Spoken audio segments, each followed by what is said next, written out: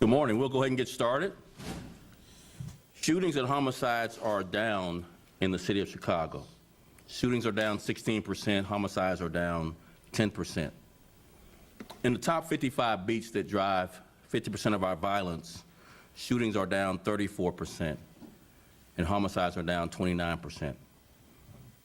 Chicago police officers have recovered 4,826 illegal guns, 419 of which are assault weapons. That's an 81% increase in assault weapons recovered by Chicago police officers. Gun arrests are at 2,385. Carjacking arrests are at 595. This difficult and very, very dangerous work during this national gun violence epidemic has come at a very, very high price for Chicago police officers and their families. As you all might know, 2 Chicago police officers and a U.S. Marshal was shot within 96 hours in 3 separate brazen attacks against law enforcement and society. So far this year, 25 Chicago police officers have been shot at or shot. That's 25. 5 of these brave men and women have been struck by gunfire. So of that 25 shot at, 5 have been struck by gunfire. Despite the dangers to themselves, our officers have not shied away from stepping up to protect this city. Earlier today, hundreds of officers from across the city gathered at the University of Chicago Medical Center to salute our officer who was injured in a shooting in Inglewood on Wednesday. That's the first officer that was wounded on Wednesday. Thankfully, she has been released from the hospital as she continues to recover. Less than 24 hours before she was released, another Chicago police officer was shot and seriously wounded by yet another violent criminal with a gun. That officer was rushed to the very same hospital where some of the best doctors and nurses in the world worked feverishly to stop the bleeding. To them, I say thank you very much for your medical expertise in rendering that service to our officers. Please, please pray for both our officers as they continue to recover from their injuries and for their families as well. Chicago Police Department is vigilant and will keep working. Every day, officers dedicate themselves to ensuring visibility, engagement, and collaboration, working side by side with the Community Safety Coordination Center and many other city departments and community partners. As we collaborate, we also work with our local and federal law enforcement partners on task forces and investigative missions. Our department is laser focused on getting rid of guns and gangs, enhancing public safety, on transit, and deterring our carjackings.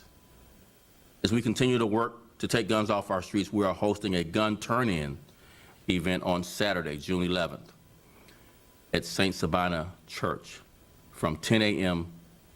to 2 p.m. That's Saturday, June 11th at St. Sabina Church from 10 a.m. to 2 p.m.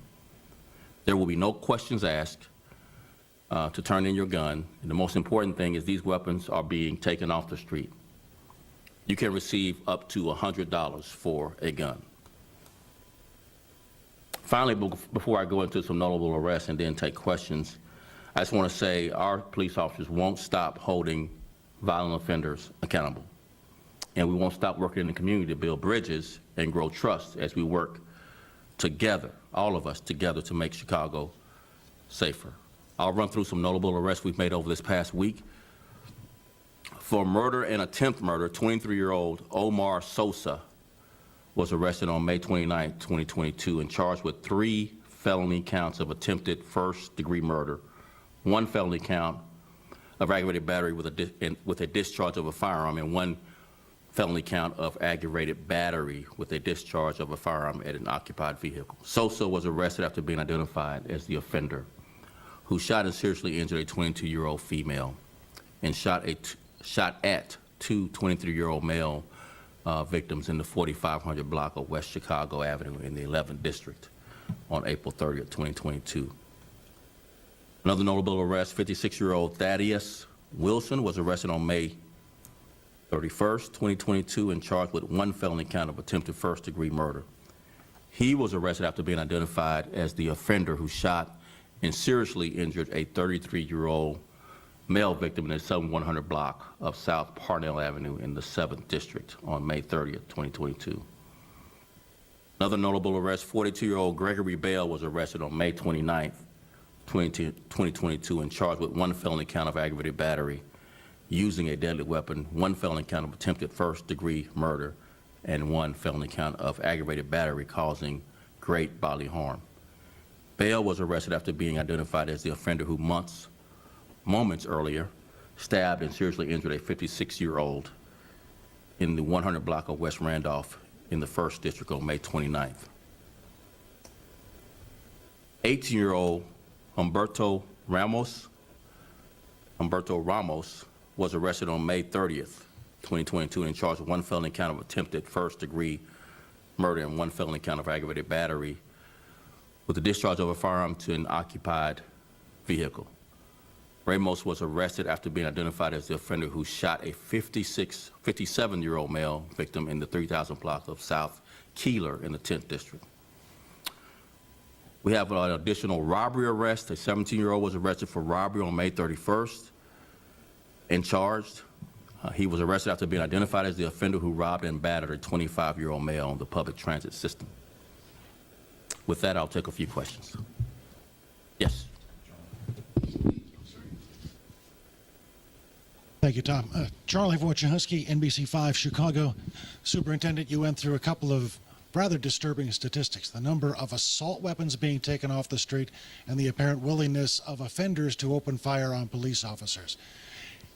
Describe for me your concerns given those two increasingly dangerous situations.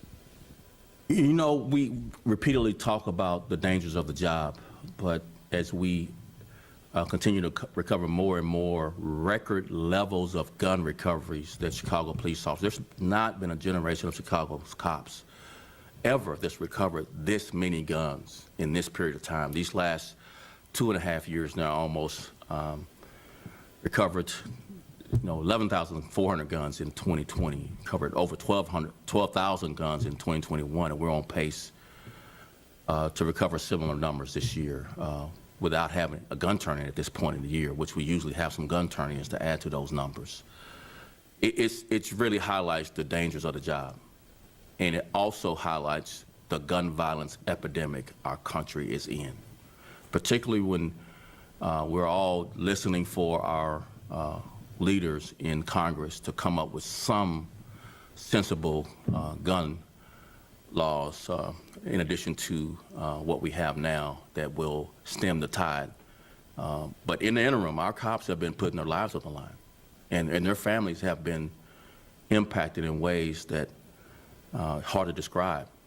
The look in families' eyes when they show up to the hospital, not knowing whether their loved one is going to survive, and just the outrage at they're just doing their job. I heard repeatedly from families, they're just doing their job. Why would a person want to kill them? That's from the families I'm hearing, and just the concern and the pause they have that is this job really worth it? But day after day after day, they show up to work and risk everything for all of our safety, everything, selfless service. I mean, it's beyond bravery and courage. Yes. I don't know if you had a follow-up, Charlie, to that or not. I did. Would you like to see an assault weapon? I think any sensible person would say yes. I'm no politician, but I think any sensible person would say yes. Of the polls I've seen, most Americans say yes. What it will take for Congress to say yes is my best guess, your best guess. Who knows what it will take? How many more children in schools? How many more police officers? How many more acts of senseless mass shootings? I don't know what will get a yes in Congress, but my hopes and prayers are that we get a yes this time. Superintendent John Garcia with Channel 7.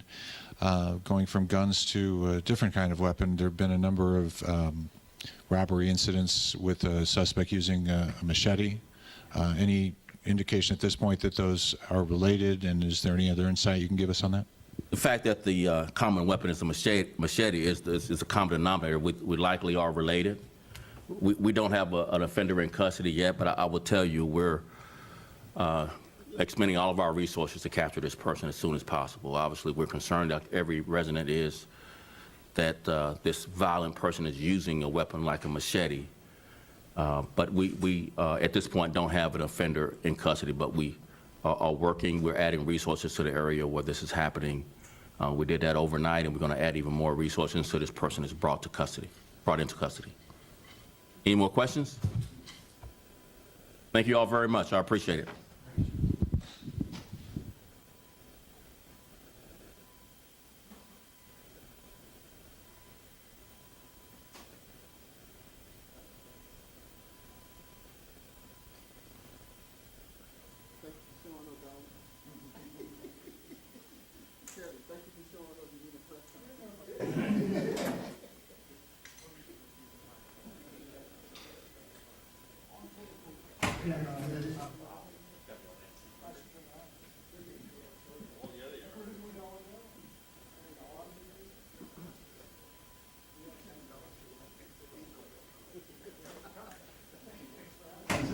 Serve refreshments next time.